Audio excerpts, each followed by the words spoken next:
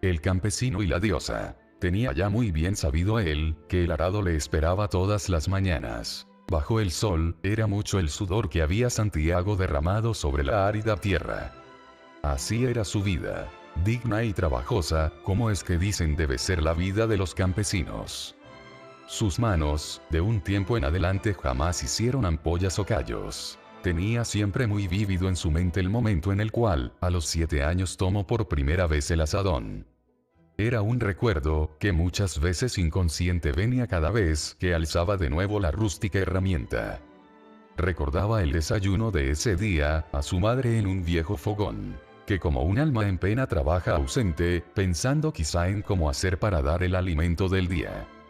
Y su padre, que no hace sino comer silenciosamente, mientras da vueltas y vueltas a ideas inconclusas y fracasados proyectos. Así fue la mañana de ese día, en donde su padre le enseñaría por fin el oficio, que aunque es de los más dignos e importantes del mundo, es de los peores pagados. Llegaron al campo de cultivo, y aunque la tierra no era árida en su totalidad, estaba por todos lados cubierta de maleza. Lo primero que aprenderás, Santiago, es a usar bien el machete. Hazme siempre caso, no vaya a ser que te cortes un dedo por andar de loco. Así le dijo el padre con tono serio pero gentil. Ahora, trata de andar siempre el machete en su funda, y si no, envuelto en periódicos. Tanto por vos, como por la gente, que si pasa cerca se puede cortar. El machete, siempre se anda bien afilado. Saca el padre el machete de su funda y lo muestra al pequeño y, mientras éste acaricia lentamente la hoja y su filo, el padre le dice: muy bien, ya es hora, toma. Da vuelta el machete y se lo ofrece al joven Santiago. Debes tomarlo con fuerza. Nada de mariconadas. Como hombre. El pequeño no podía creer que por fin lo tuviera en sus manos. Aquel artefacto que lo convertía en un instante, en adulto, en proveedor, en guerrero y, en el espejo de su padre.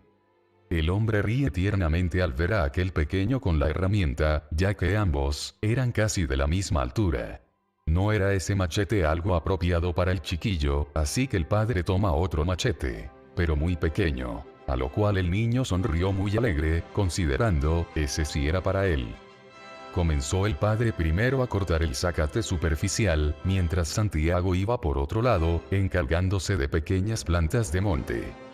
Así estuvieron un buen rato, hasta que el pequeño Santiago sintió como algo en sus manos le quemaba. De verdad que nunca había en su vida tomado a tan seguido tiempo ningún trabajo, y al ver sus manos, se percató de muchas bombillas de agua. El padre lo vio, mientras aquel soplaba sus manos, queriendo con esto aliviar el ardor, y le dijo: si no echas ampollas, es que no has trabajado. Así se hacen los hombres. Reventate esas papadas y venite, que hay que usar el azadón. El pequeño, ya no era muy optimista de tomar de nuevo ninguna otra herramienta, sus manos tenía ya muy lastimadas. Del suelo tomó un trapo, y envolviendo con él sus manos, fue a tomar el azadón. De verdad, que este era también, demasiado grande para él, mas en esta ocasión, no había ningún otro de menor tamaño y, tuvo muy trabajosamente que manipularlo. Ya el solo hecho de levantarle era una dura tarea, y su único descanso, era cuando lo dejaba caer sobre las raíces del zacate. El padre, al ver lo que el pequeño hacía, le dijo algo molesto: nada estás haciendo. Si no le das con fuerza al azadón, nunca vas a arrancar las raíces, dale duro, que no le duele. Así, molesto Santiago ante aquel padre que le acosaba sin parar, descargó su cólera contra los abrojos del suelo, arrancándolos de raíz. Es con fuerza, dolor, frustración y sudor, que por fin decide convertirse en un hombre. Aquel padre se sorprende de ver que su pequeño Santiago ha por primera vez trabajado la tierra. Ese día inolvidable le acompañaba en su corazón, como un amargo tesoro que le mantenía siempre con los pies firmes sobre el suelo. Siempre que llegaba la hora de las 12 sacaba de su morral la burra, que muy delicadamente su esposa ponía religiosamente envuelta en mantas blancas. Aquel olor de los frijoles y el huevo cubiertos en tortillas de maíz, era tan confortable para él, como un pequeño manjar ante un hambre casi voraz. Un olor un tanto añejo, como si el paso de las horas diera a aquellos ingredientes un nuevo sabor. Su única distracción en las horas arduas eran sus propias ensoñaciones, en las cuales, no pocas veces se imaginaba lleno de tesoros y posesiones, cuando no, también con ello ayudaba a todos sus conocidos, y se convertía por la magia de la fantasía en el héroe de la comunidad. Ya por la tarde siempre se dirigía a su casa, sin ninguna vez dejar de pasar por la capilla del lugar, a dejar sobre el altar una vela blanca y delgada, como si con ello se ofrendara a sí mismo.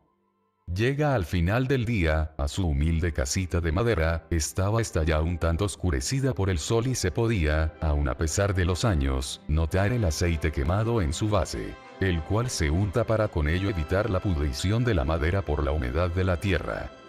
No muy lejos la figura de un pequeño lo mira muy atento a la distancia, el niño esperaba distinguir apropiadamente la figura de su padre. Y una vez lo hace, corre a su encuentro, muy alegre, pensando en el presente que éste le trae todos los días. En algunas ocasiones frutas, de las cuales venden en los parques, o dulces de las pulperías. Como no deseaba Santiago llevar a aquel tesoro de su vida, los más finos y ricos dulces del mundo, esos los cuales jamás él había nunca visto conocido. Siempre él tenía en su mente impregnada la idea de la existencia de dos mundos. Uno en el cual estaban él y todos en el pueblo, y otro, donde vivían los gringos y los ricos. Incluso su pesimismo era tal, que pensaba existieran para ellos distintos colores, sabores y emociones. Llega a su regazo el pequeño Jacinto y le abraza aún con la certeza de estar ante el más glorioso de los seres del mundo. A lo que Santiago respondía diariamente con un abrazo discreto y uno de sus brazos detrás de la espalda. Jacintito, como él le decía, ya sabía a perfección aquel ritual, en el cual debía fingir algo de sorpresa y tentar con sus pequeñas manos lo que su padre ocultaba detrás de sí. La escena terminaba con él tomando de arrebato el obsequio. En esta ocasión, deliciosas naranjas, limpias, frescas y jugosas. Nunca una fruta volverá a tener ese mismo sabor, el que lleno de cariño, es el amor de los padres a sus hijos.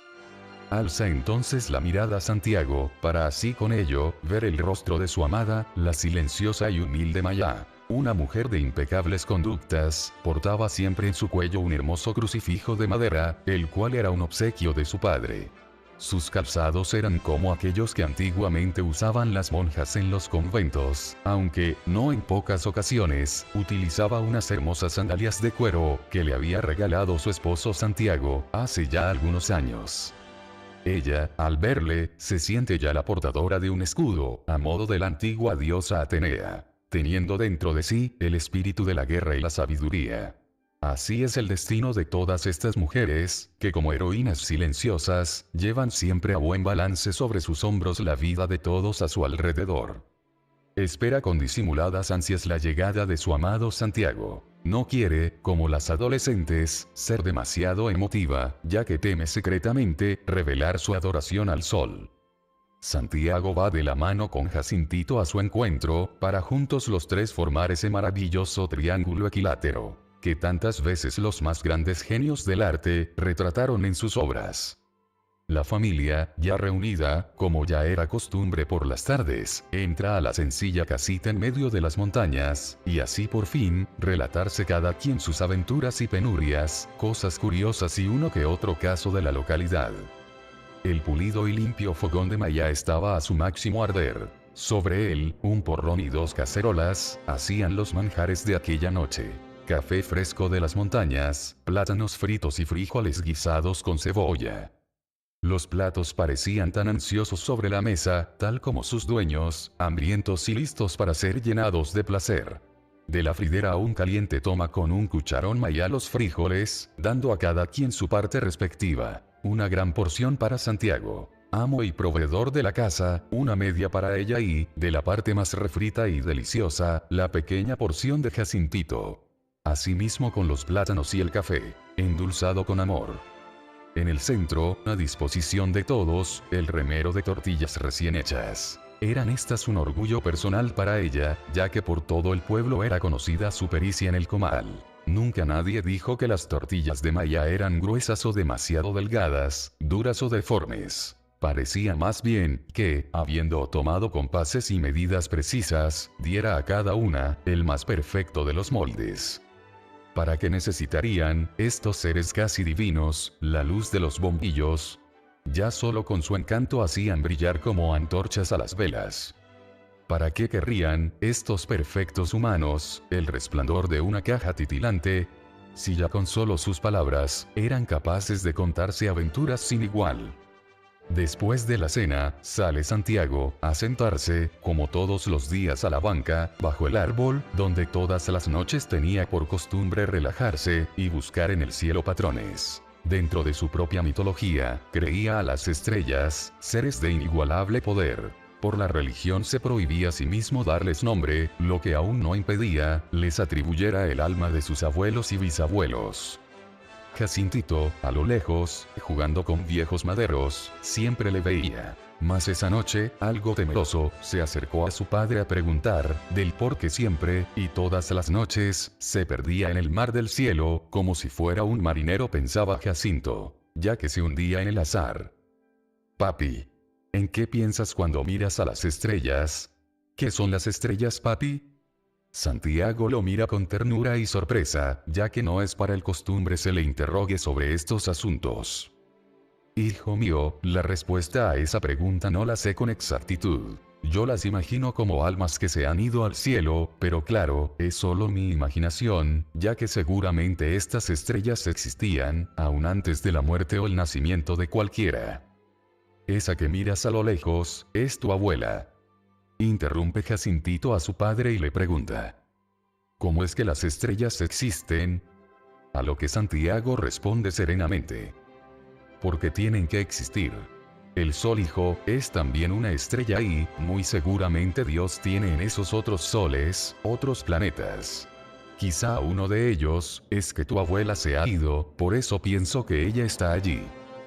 Y deben haber también planetas infernales, donde se castiga de igual forma a las almas malvadas. Jacinto sonríe y dice a su padre muy emocionado ante la genial idea que ha venido a su mente: habrán, papi, planetas para los animales muertos. Uno lleno de solo gatos, otro de solo perros y perras.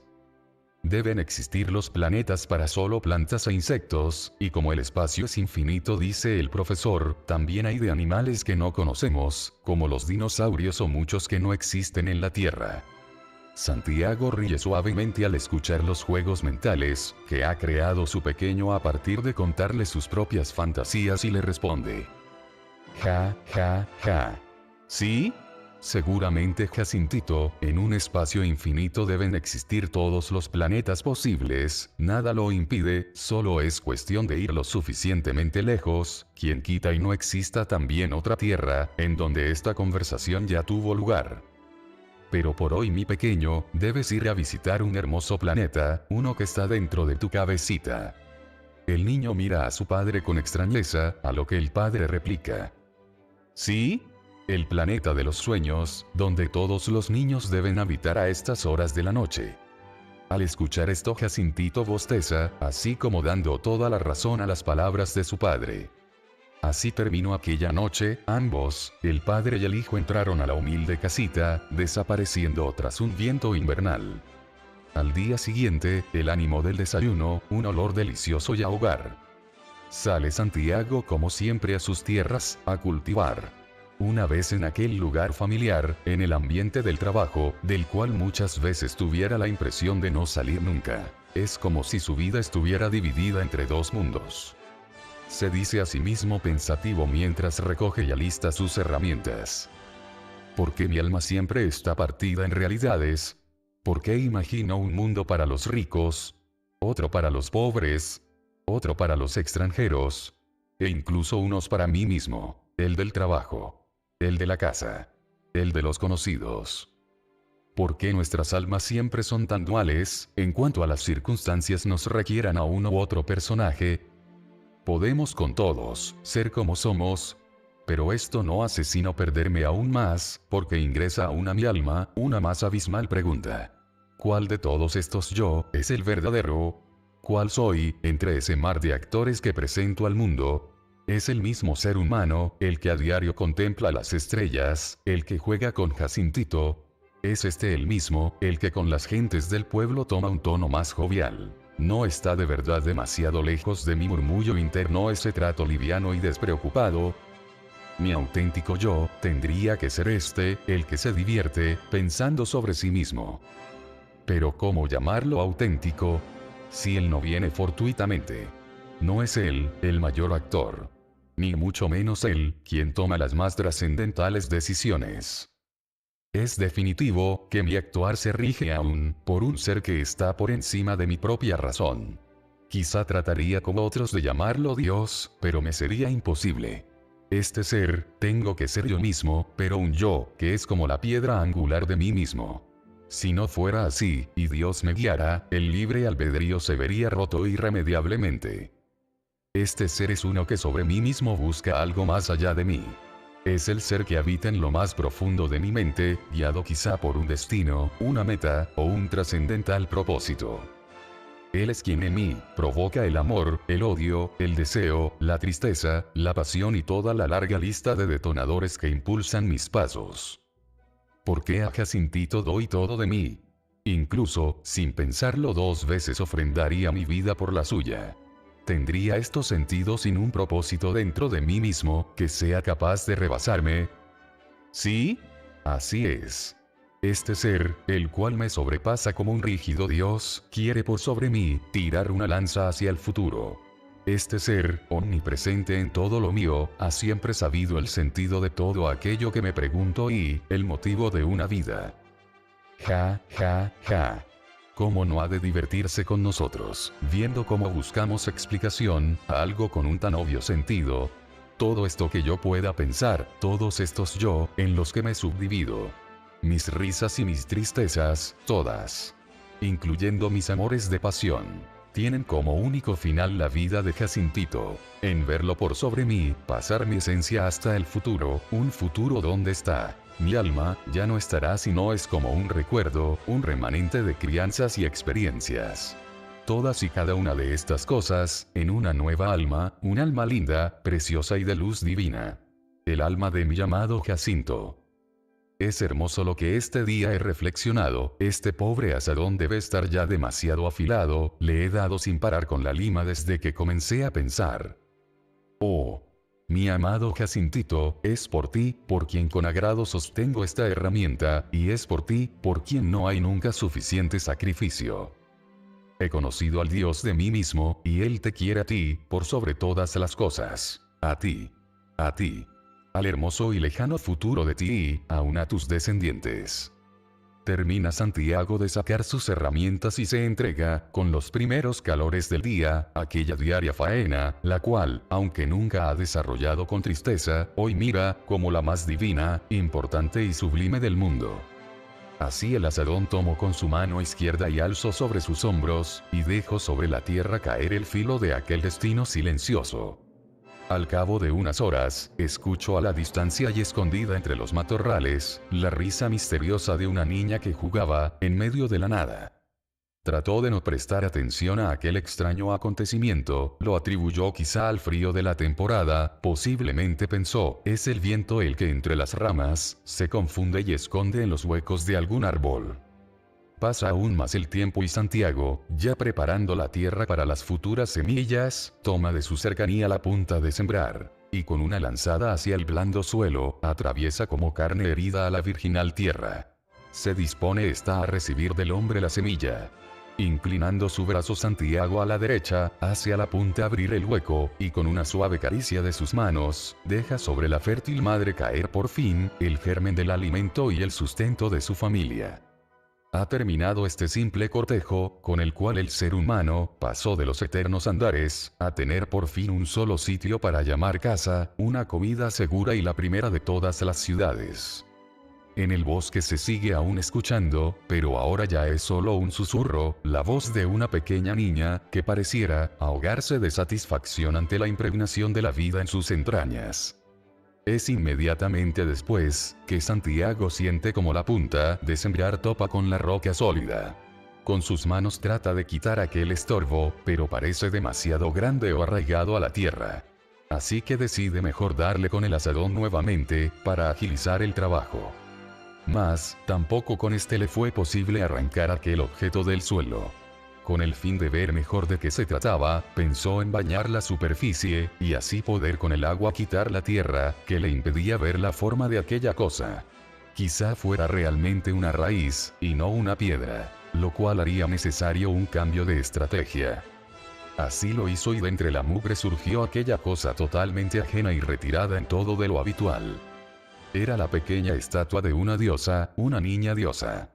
Limpió con mucho cuidado la pequeña estatuilla, la cual parecía estar hecha de una piedra muy dura y pulimentada, ciertamente no era como las vírgenes que a diario veía en la iglesia. Parecía más bien esta de extraños rasgos, con formas delicadas, vestiduras de incomprensibles pliegues como las de la antigua Grecia, una simetría perfecta y de sonrisa inmaterial. Es entonces que se dice para sí mismo, mientras la coloca sobre una alta roca a orilla de la huerta: hoy tú, pequeña y extraña aparición, darás a mi día un nuevo sentido. Mira que aún me queda mucho trabajo pendiente, es mi única esperanza esta cosecha, con la cual comerán los míos. Como quisiera que hoy mismo todo este campo floreciera de verdor. Que los trabajos tuvieran un inmediato resultado. Qué imposible para nosotros, los trabajadores, hacerse dueños de ventura. Todo para nosotros está más allá de grandes trabajos y sacrificios, solo aquellos, los que nacieron en cuna de oro, pueden de inmediato satisfacer cualquier necesidad. Pero has de saber que no les envidio en lo más mínimo. Nunca nada dará la misma satisfacción, si no se ha para ello trabajado duro para conseguirlo. Llega la hora de las 12 y Santiago, ya muy cansado de la dura faena, decide sobre una grama tomar un breve descanso. No le ha venido aún el hambre, lo único que le invade es una deliciosa pereza, la cual piensa disfrutar. Así, tirándose al suelo, se dice como embotado de tranquilidad: bueno, nos vemos más tarde, mi pequeña reina. Puedes ahora, ya libre de la prisión en la que te encontrabas, divisar a tus anchas el mundo, y aunque este paisaje no sea quizá el más hermoso del planeta, es al menos limpio y fresco. Toma esta gramita, como si fuera la alfombra de vuestro castillo, a los grillos y saltamontes, como tus más reales súbditos, y a este tu servidor, como el infranqueable guardián de este tu reino. Cierra los ojos, Santiago, y se entrega a ese pequeño manjarcito del día. Al cabo de un tiempo despierta, estirando sus brazos mientras recibe de la tarde un viento frío y solemne, impregnado extrañamente de frescos olores primaverales. Huele a hortaliza, a tranquilidad y confortable anhelo. Al abrir sus ojos, cree aún estar dormido, ya que la imagen que contempla frente a sí es demasiado increíble como para ser real. Y así, como pensando en una capa muy baja de sí mismo, decide mejor regresar al lecho y poder despertar de verdad. Pasa otra media hora, en donde aún dormía, pero el tímido frío ya no le dejaba continuar en aquel estado intermedio, entre la locura y la razón. Levantándose, abre de nuevo sus ojos, solo para constatar que aquello que antes consideró un subproducto de su imaginación, y que seguramente hubiera olvidado, de no ser, porque nuevamente lo tenía frente a sí. Era el hermoso campo de cultivo que se extendía a sus anchas, tan interminable en extensión como en asombro. ¿Es acaso esto un milagro?, se dice a sí mismo con la mayor expectación. ¿Cómo es esto? ¿Será que he viajado al futuro? ¿He perdido, Dios mío, la razón? Las inmensas calabazas y legumbres, los tomates de increíble frescor, todo perfecto. Sin ni una pequeña mella, sin ni una tan sola imperfección. Todo esto debe ser un error, se dijo Santiago lleno de emociones encontradas, entre la más profunda admiración y el desconcierto. No puede ser real, se dijo nuevamente mientras llevaba sus manos a la cabeza, como queriendo dar sentido a todo aquello que no lograba descifrar. Caminó lentamente, para adentrarse en aquel cultivo, que hace un par de horas, no era sino solo tierra, semillas y muchas esperanzas. Al introducirse entre las huertas, sus pantalones se empaparon por completo, y al verlos Santiago comienza a reír a carcajadas, incapaz de asimilar lo que tiene frente a sí. Termina su risa muy lentamente, como si el cansancio lo obligara a detenerse, y voltea hacia la zona en donde, hace unas cuantas horas, había colocado aquella estatuilla misteriosa. Se percata de que aún estaba allí ella, mas ahora su instancia era realmente increíble. La pequeña diosa rodeada de las más hermosas orquídeas. En torno a su figura se alzaban como medias cúpulas los helechos y enredaderas. Todo lleno de lluvia y frío. Todo sobre la fértil y suave tierra. Santiago, casi con lágrimas en sus ojos, dice a la pequeña estatuilla: ¿Has sido tú mi reina? ¿Acaso has sido tú? ¿Cómo has hecho, en pleno verano, surgir un frío invierno? Y ahora, ¿cómo haré para explicar esto a mi hermosa Maya? ¿Me pides tú que guarde yo algún secreto? ¿Cómo voy a cultivar yo solo y vender estas increíbles legumbres? Así piensa Santiago para sí mismo, sin poder dar crédito a todo aquello. ¿Quién era esa misteriosa diosa que ahora auguraba para él la prosperidad inmediata? ¿Sí? Así debe ser. Nadie ha venido a estas tierras en algún tiempo. Cosecharé estas hermosas legumbres sin dar explicación alguna. Para Maya esto jamás habrá ocurrido, fingiré solo la más normal de las tranquilidades. Saldré a diario y, como todos los días lo he hecho. No será esta una mentira. Mas sí, una piadosa omisión. Ya que temo, ella crea de ti mi reina, un espíritu infernal. Parte Santiago del campo de cultivo, no sin antes besar en la frente a la diosa, que lo había convertido en un instante, en un ser lleno de venturas. ¿Será que sin saberlo, este humilde aldeano, ha por casualidad encontrado un poderoso dios?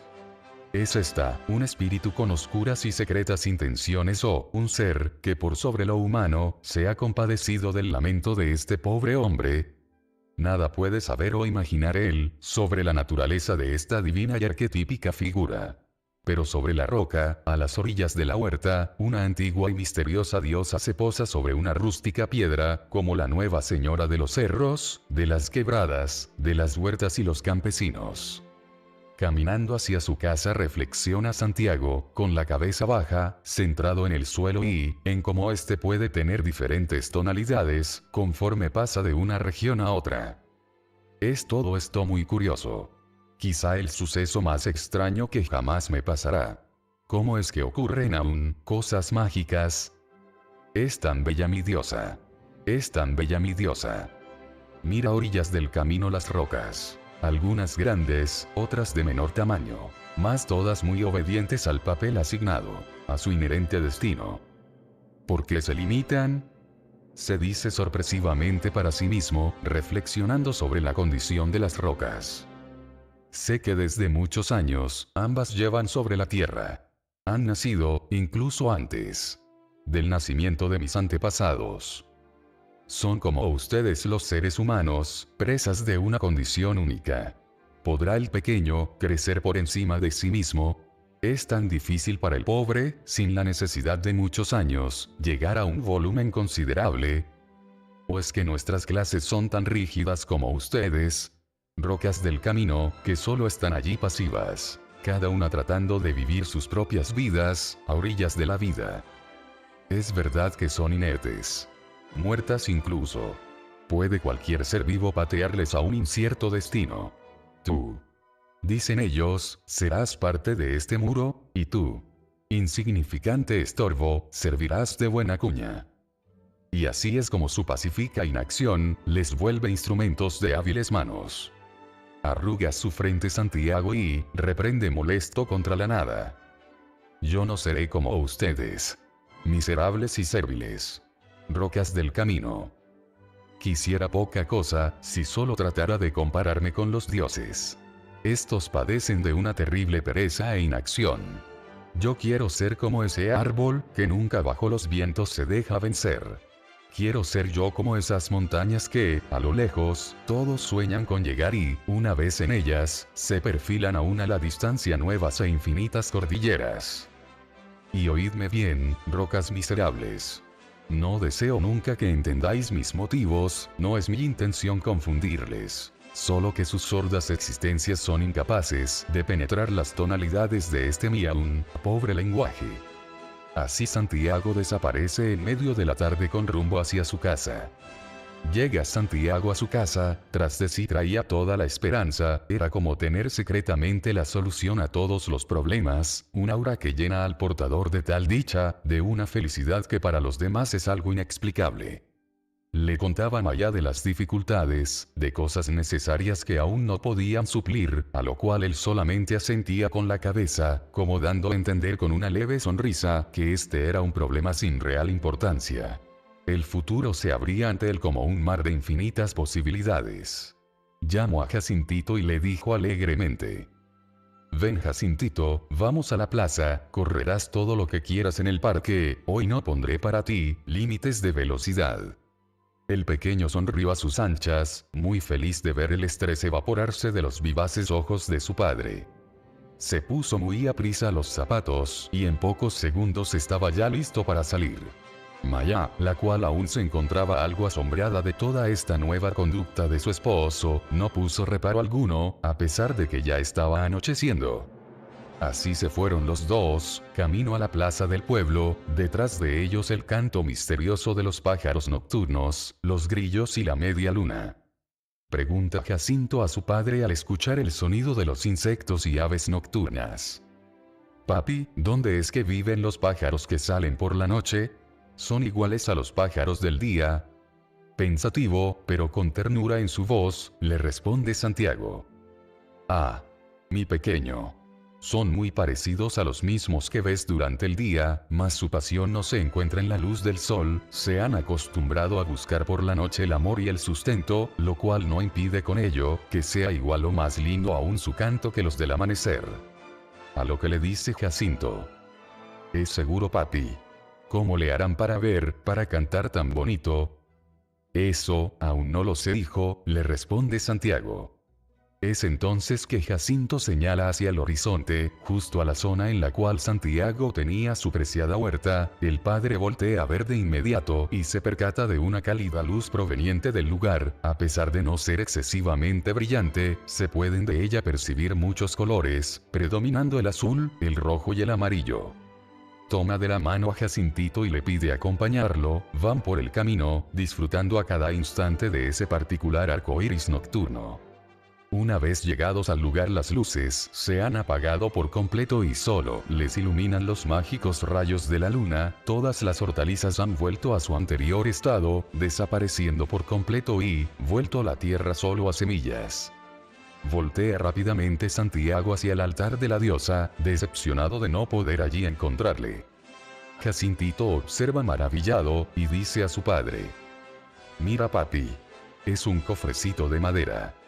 Al principio Santiago no es capaz de ver absolutamente nada, pero conforme sus ojos se adaptan a la nueva condición de luz, le es posible discernirlo. Se acerca Jacintito al objeto y tomándolo con sus inocentes manos, lo entrega a su padre. Al abrirlo, encuentra en el Santiago una pequeña y hermosa estatuilla de oro, y como colchón, joyas de la más exquisita belleza. Jura en ese momento, con sus ojos fijos sobre la tierra de cultivo, que esta nueva madre le acompañará siempre en su corazón. Han aquí acabado las penurias, existe ahora para Jacinto un nuevo destino, libre de la limitación. Con lágrimas de regocijo dice a su hijo: «Oh, mi querido Jacintito, sin saber bien del por qué he sido recompensado. La madre, oculta dentro de la tierra, ha visto mis penurias y anhelos, ha divisado para ti un nuevo futuro, te veré sobrepasarme y rozar con tus manos las nubes del cielo. Me ha regalado mi diosa en ti, la inmortalidad. Mi hermosa Maya. Veré por fin desaparecer de ti la preocupación». Fin.